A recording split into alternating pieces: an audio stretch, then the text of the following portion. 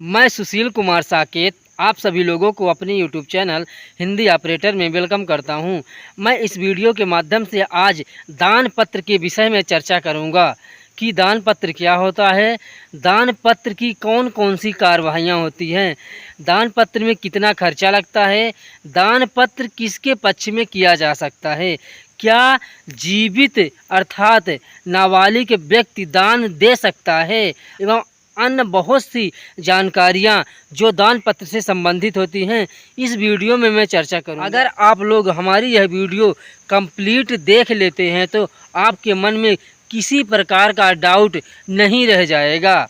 आप लोगों से एक अपील है कि अगर आप लोग हमारे YouTube चैनल पर पहली बार आए हैं तो हमारे YouTube चैनल को लाइक शेयर सब्सक्राइब जरूर करिएगा। इस तरह की वीडियो मैं बनाता रहता हूं और आपके लिए ज़रूरतमंद साबित हो सकती है।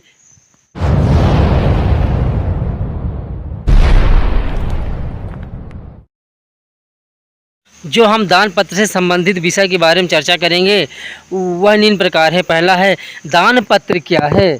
नेक्स्ट, क्या दानदाता पुश्तैनी भूमि को दान कर सकता है। नेक्स्ट, क्या दानदाता नाबालिग अबलिग अवयस्क व्यक्ति को दान दे सकता है। नेक्स्ट, दान कौन सी संपत्ति का किया जा सकता है।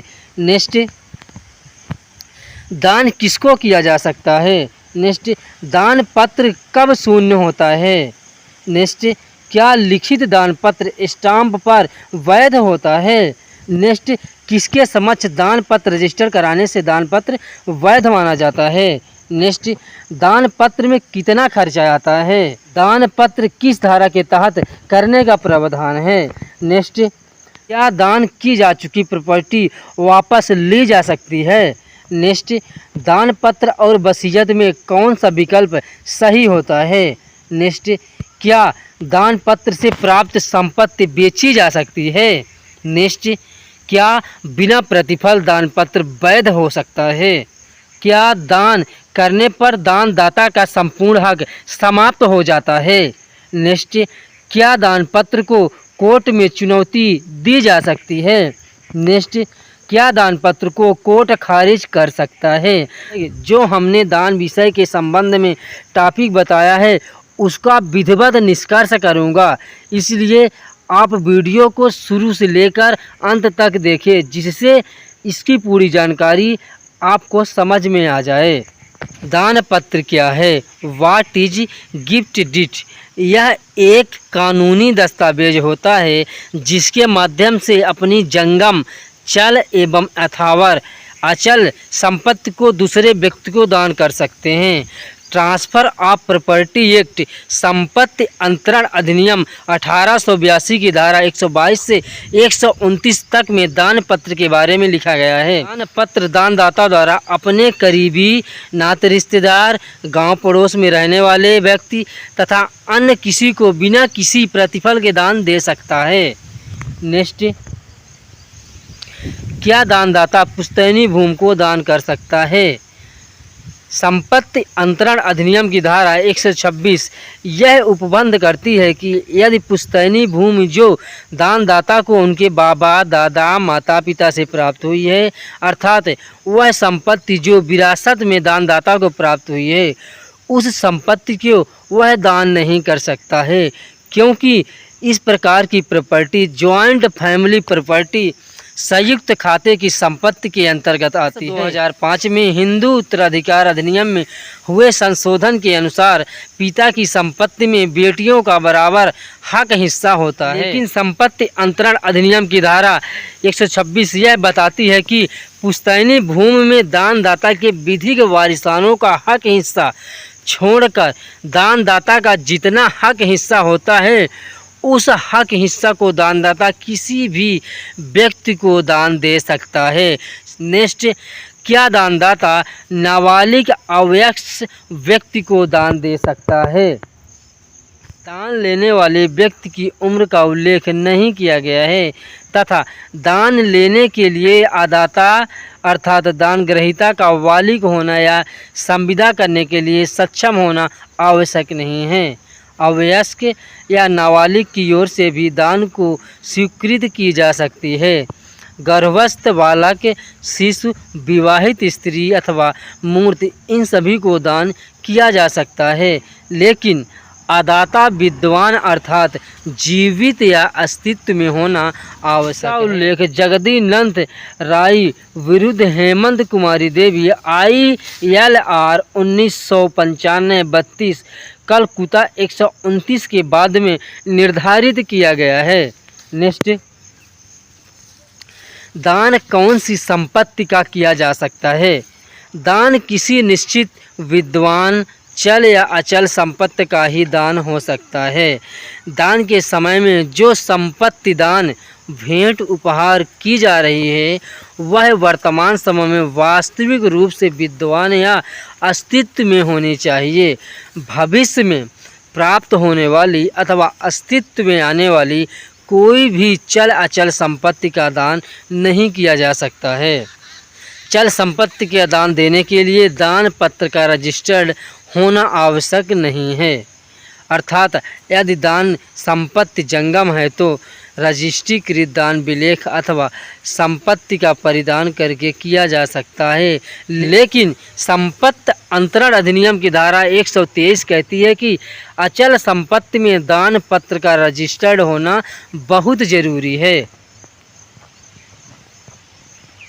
अर्थात यदि दान संपत्ति अथावर है तो दान विलेख दाता अथवा उसकी तरफ से किसी अधिकृत व्यक्ति द्वारा हस्ताक्षरित और कम से कम 2 साक्षियों द्वारा अटेस्टेड होना आवश्यक है तथा दान पत्र का रजिस्ट्रेशन रजिस्ट्रार कार्यालय से होना आवश्यक है। यदि ऐसा नहीं किया गया तो दान पत्र शून्य या अवैध माना जाता है। नेक्स्ट, दान किसको किया जा सकता है? दानदाता द्वारा दान अपने नाते रिश्तेदार, आस पड़ोस में रहने वाले व्यक्ति को एवं अपने विशिष्ट वरिष्ठ बेटी एवं अपने विधिक वारिस बेटी बेटा, भाई भतीजे, बहन बहनें के वारिसान एवं किसी कंपनी को तथा अन्य किसी को दान कर सकता है।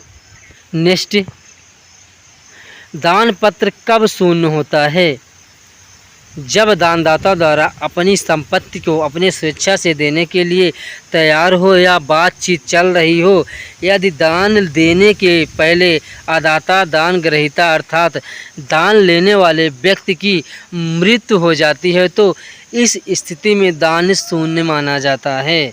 दान देने वाला व्यक्ति नाबालिग, अवयस्क हो एवं दानदाता की मानसिक स्थिति ठीक नहीं है और यह साबित हो जाता है कि दानदाता द्वारा जो दान किया गया है दान देते समय उसकी मानसिक स्थिति ठीक नहीं थी, तब इस स्थिति में दान शून्य या अवैध माना जाता है।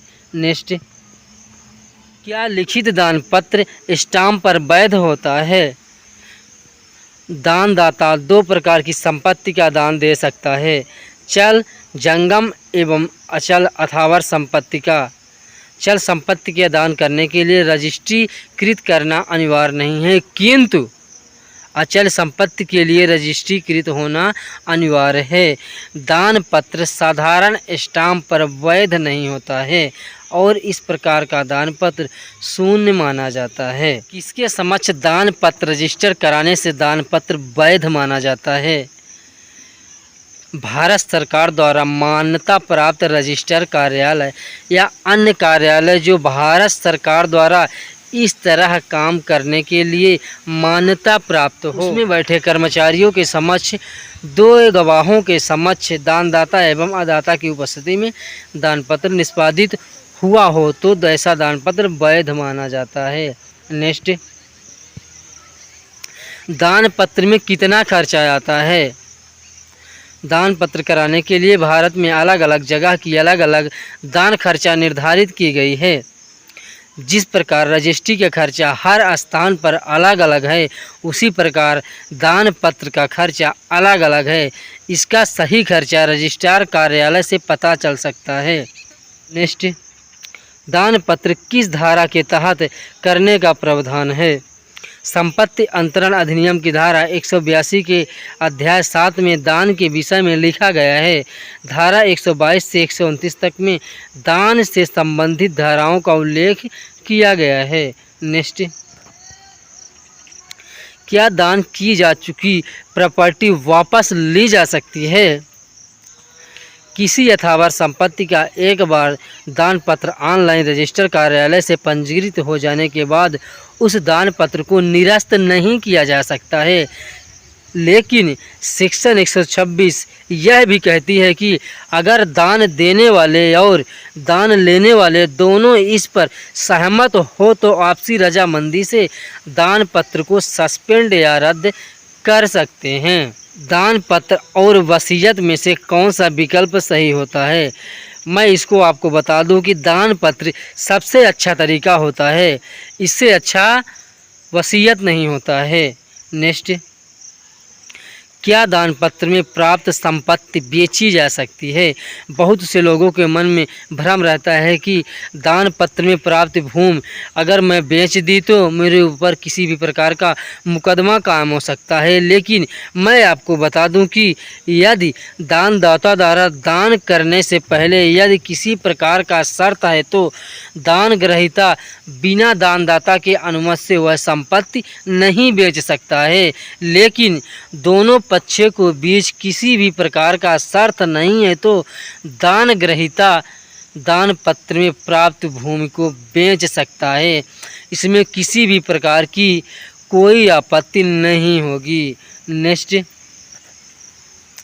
क्या बिना प्रतिफल दान वैध हो सकता है? स्टेट ऑफ यूपी विरुद्ध लक्ष्मी चंद्रन रामचरण AIR 1961 इलाहाबाद 418 के बाद में यह कहा गया है कि दान पत्र प्रतिफल रहित बिना प्रतिफल होना चाहिए और यदि किसी भी प्रकार का प्रतिफल दिया गया है तो उसे दान पत्र नहीं कहा जा सकता है। सेवा के बदले में दिया गया दान वैध हो सकता है। नेक्स्ट, क्या दान करने पर दानदाता का संपूर्ण हक समाप्त हो जाता है? यदि बिना किसी शर्त के दानदाता ने दान ग्रहीता के हक में अपनी संपत्ति को दान कर दिया है तो दानदाता का हक पूर्णतः समाप्त हो जाता है। क्या दान पत्र को कोर्ट में चुनौती दी जा सकती है? एक उपहार विलेख अदालत में चुनौती दी जा सकती है यदि विलेख संपत्ति के मालिक द्वारा जबरदस्ती या संपत्ति के मालिक की सहमति के बिना तैयार किया गया है। क्या दान पत्र को कोर्ट खारिज कर सकता है? यदि दोनों पक्षों की सहमति से दान पत्र हुआ है तो न्यायालय इस तरह के दान पत्र को शून्य या अवैध घोषित नहीं कर सकता है।